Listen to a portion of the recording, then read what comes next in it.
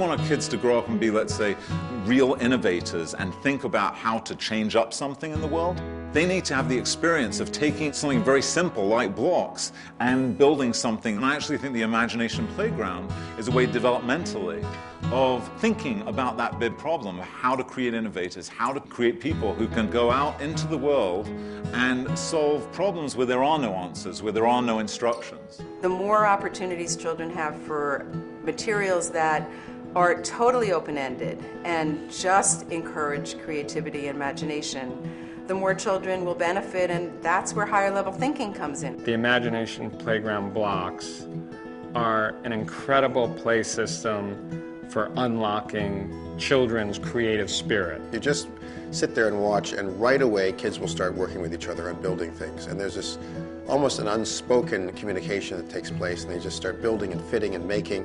One thing that I saw when kids are playing with it is the furrowed brow, the sort of questioning brow on the sort of a really young kid, faced with, looking at this structure they're building and realizing something's not quite right. Why won't these two blocks stay connected to each other, and why do they keep slipping off? Or how can I connect more blocks using these connectors? The Imagination Playground blocks offer children lots of opportunities for what I call playful learning. They're learning a lot about math and science and physics and learning social skills as they have to work with other children to make this system of blocks do what they want it to do. When I see the kids engaged with this, and I see them having fun, and I see them problem solving, I have to believe that it's doing something to improve the quality of their thinking. It allows kids to play around with the very same outcomes that we want to get in classrooms, out in a free space, on their own or with others. With the adeptness of the teachers,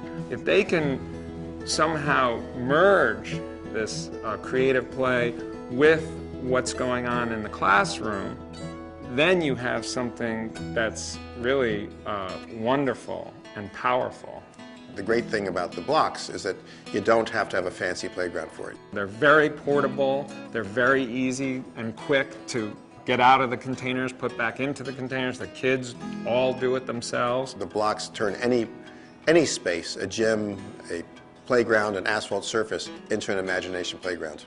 This kind of flexibility in a school that has very limited amount of space is an extremely big asset.